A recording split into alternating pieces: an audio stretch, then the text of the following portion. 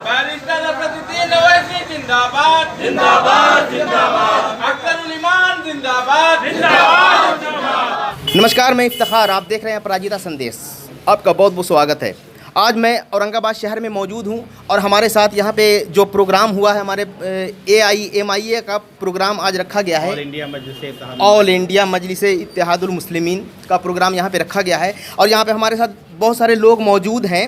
यहाँ पे जो आज का प्रोग्राम जो चलाया गया है वो औरंगाबाद शहर के हर वार्ड में जो अध्यक्ष नियुक्त किए गए और सदस्यता अभियान भी चलाया गया, जिसमें आफ्ताब राणा साहब को एक्टिव मेंबर की सदस्यता ग्रहण कराई गई और साथ ही साथ आफ्ताब राणा साहब ने अपनी दावेदारी भी पेश की है। आइए, हमारे साथ मौजूद हैं हदीसुल कादरी साहब, हम इनसे जानने की कोशिश करेंगे कि क्या जो आज जो सदस्यता अभियान जो चलाया गया और हर वार्ड में जो अध्यक्ष जो बनाए गए, हर वार्ड में जो अध्यक्ष बनाए गए हैं यहाँ पे, तो पार्टी के बारे में आप क्या कहेंगे सर? यहाँ पे बस यही है कि जो लोग इसमें अध्यक्ष बन रहे हैं, जो वार्ड सदस्यता ले रहे हैं, उनसे भी मैं गुजारिश करूंगा कि बेहतरीन अंदाज में काम करें, क्योंकि ये किसी अमीर और किसी रईस का काम नहीं है, ये गरीब ही का काम है बिल्कुल। और गरीब लोग जब एक साथ खड़े होते हैं तो इनकलाब आता है, क्रांति होता है। और इस क्रांति में इंशाअल्लाह हम पुरजोर तमाम हमारे मेंबरान से हम गुजारिश करेंगे कि मुकम्मल हिस्सा लें और बेहतरीन अंदाज में काम करें। हमारे साथ नजमुल हुदा सर भी मौजूद हैं। और ये सबसे पहले आप ये बताइए कि आप किस पोस्ट पे हैं औरंगाबाद के अंदर? सभी लोग जानने की कोशिश करेंगे। ये औरंगाबाद जिला संयोजक के पद पे हम अभी यहाँ पर पदस्थापित हैं और आज जो प्रोग्राम था, यहाँ हम लोग हर वार्ड में और पंचायत में एक पद नियुक्त किए हैं, पंचायत अध्यक्ष और वार्ड अध्यक्ष का। और काम जो है हमारी पार्टी औरंगाबाद ज़िला में 1 साल से कर रही है। 1 साल से हम लोग औरंगाबाद के 6 विधानसभा में काम कर रहे हैं, मगर अब वक्त है चुनाव का। इसके सिलसिले में हम लोगों ने चाहा कि अपने अपने कार्यकर्ताओं को प्रोत्साहित करने के लिए उन्हें एक पद दिया जाए। वार्ड अध्यक्ष का पद आज हम लोगों ने डिस्ट्रीब्यूट किया है। कैसा लग रहा है आपको? यहाँ पे प्रोग्राम आज बहुत ही अच्छा प्रोग्राम रहा, एक सफल प्रोग्राम रहा। कैसा महसूस कर रहे हैं आप इस प्रोग्राम के साथ? माशाअल्लाह, बहुत यहाँ के लोग जो हैं बहुत उम्मीद रखते हैं पार्टी से और बहुत अच्छा जुड़ाव है उनका। और ऐसा लगता है कि आने वाले कल में MIM औरंगाबाद से इंशाअल्लाह सीट भी जीत के दिखा देगी।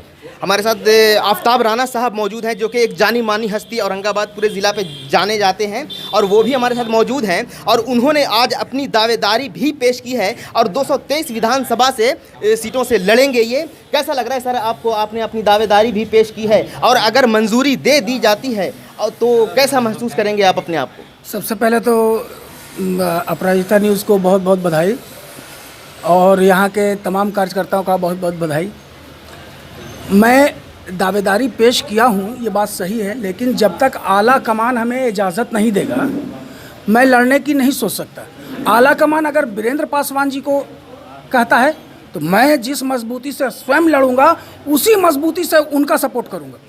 आला कमान अगर कमरुल हुदा जी को देता है तो मैं जिस मजबूती से लड़ने की सोच रहा हूँ उसी मजबूती से मैं उनका सपोर्ट करूंगा, क्योंकि मैं AIMIM का एक कार्यकर्ता के रूप में मैंने अपने आप को यहाँ सौंपा है।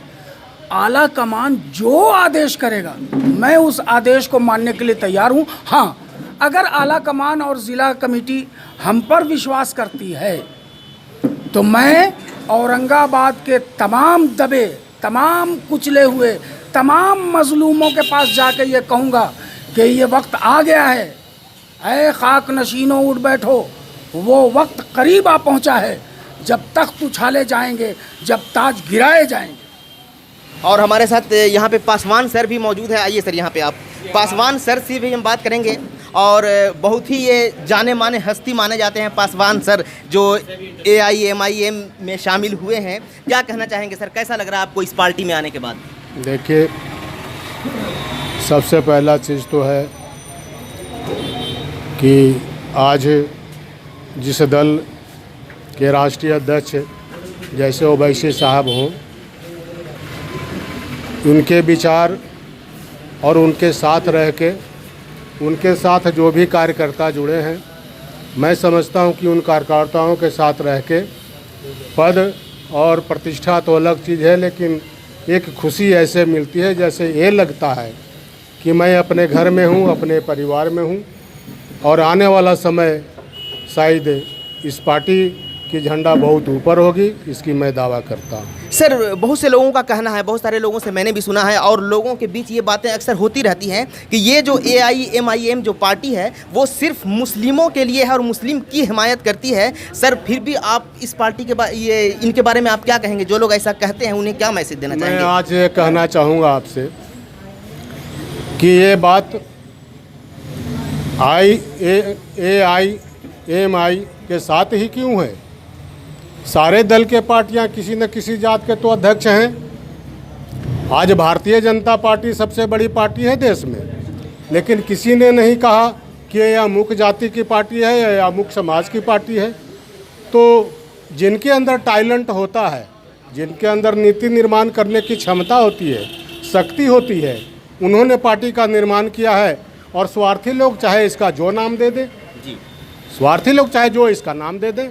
तो मैं समझता हूँ कि ऐसे लोग से हमें ही नहीं, पूरे भारत के या बिहार के लोगों को भी सावधान होना चाहिए कि स्वार्थ के रूप में जो कही जा रही है कि ये मुसलमानों की पार्टी नहीं, ये मुसलमानों की पार्टी नहीं, मजदूर, दलित और किसानों की पार्टी है, ये मानकर हम लोग इसमें लगे हैं और काम कर रहे हैं। ये थे पासवान सर जो हमसे बातचीत हो रही थी। आइए हमारे साथ और भी सर मौजूद हैं। आइए सर, आप इस तरफ आ जाइए। सर, सबसे पहले आप अपना इंट्रोडक्शन दे दीजिए सर, बताइए पहचान। I am engineer Mushahid here and I have by profession I am an engineer and I have acquaintances all over the India, and I am getting that the only famous and the party which is being liked all over the India, that is AIMIM. That's why I joined this party. अच्छा, where do you live sir? This is nearby here. This is Biratpur Mohallagarh. अच्छा अच्छा, तो इस party के बारे में आप खास करके कैसा लग रहा है आपको? इस पार्टी में हैं आप, तो क्या आप आगे भी क्या मैसेज देना चाहेंगे? उस पार्टी में आने के बाद आपको कैसा महसूस कर रहे हैं आप?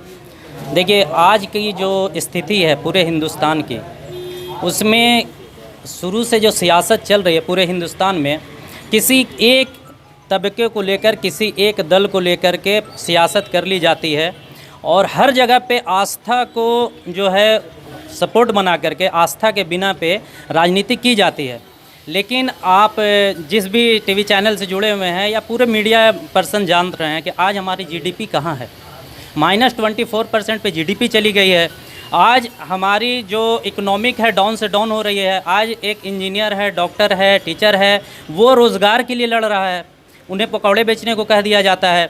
अब रही बात ये कि इस वक्त में सबसे ज़्यादा किसी का होप है, किसी का कोई उम्मीद है, तो वो एक इंटेलेक्चुअल पर्सन है, वो एक बैरिस्टर है, वो एक असदुद्दीन अवैसी हैं। और इस वजह से जितना भी इंटेलेक्चुअल सोसाइटी है वो AIMIM से जुड़ना चाहती है। दूसरी बात यह है कि जिस तरह से आप पूछ रहे थे कि ये पार्टी मुसलमानों की है। एक बात बताइए, बिहार में बाढ़ आया और असदुद्दीन साहब के जो भी यहाँ पे कारकुनान थे, हमारे नज़मुल हुदा भाई हैं, मैं इनको देख रहा हूँ, हमारे निहाल भाई हैं, इनको देख रहा हूँ, ये यहाँ से भाग भाग करके दूर दराज के इलाकों में जा रहे हैं, उन्हें राशन पहुँचा रहे हैं, बाढ़ पीड़ित इलाकों में उन्हें खुराकी पहुँचा रहे हैं, उन्हें पैसा दे रहे हैं, दवाइयाँ पहुँचा रहे हैं। क्या ये जा कर के पूछते हैं कि आप मुसलमान हैं? क्या ये जा कर के पूछ रहे हैं कि जैसे अब जो भी यूनिवर्सिटी चला रही है, जो कॉलेजेस चला रही है AIMIM, और जो भी स्टूडेंट्स पढ़ रहे हैं, मिसाल के तौर पे आप ले लीजिए BHU, बनारस हिंदू यूनिवर्सिटी, तो क्या वहाँ सिर्फ हिंदू पढ़ते हैं? मुसलमान भी पढ़ते हैं ना, बहुत सारे मुसलमान। उसी तरह अलीगढ़ मुस्लिम यूनिवर्सिटी है, उसी तरह जामिया मिलिया इस्लामिया है, तो इनके साथ मुस्लिम और इस्लाम का नाम जुड़ा होने से क्या सिर्फ मुसलमान के बच्चे पढ़ रहे हैं? इसी तरह से AIMIM जो काम कर रही है और जिस तरह से इसका सिद्धांत है कि दलित पिछड़े लोगों को उठाना, तो दलित पिछड़े को अगर हम उठा रहे हैं, अगर मुसलमान भी पिछड़ा हुआ उसे भी उठा रहे हैं, तो इसमें क्या हर्ज है? तो यही काम कर रही है और इसलिए मुझे बहुत ज़्यादा पसंद है। और इसलिए हम चाहेंगे, और जिस तरह से काम चल रहा है, जिस तरह से एक हवा बना हुआ है अभी तक, तो मैं समझता हूँ कि इलेक्शन आने के वक्त तक सिर्फ और सिर्फ AIMIM का ही हवा रहेगा, बाकी सब हवा में उड़ जाएंगे। बिल्कुल, आज ये था आज का प्रोग्राम AIMIM का, और बहुत ही सफल प्रोग्राम रहा है। और जिन्होंने दावेदारी आज पेश भी की है, उनकी अगर पेशकशी मंजूरी ले ली जाती है हाईकमान से, तो वो इलेक्शन पूरी मजबूती के साथ आफ्ताब राना साहब लड़ने के लिए तैयार हैं। पूरी तरह से लंगोटी कस के वो मैदान में उतरने की कोशिश कर रहे हैं। अपने साथी आरिफ हुसैन के साथ इफ्तिखार हसन, औरंगाबाद।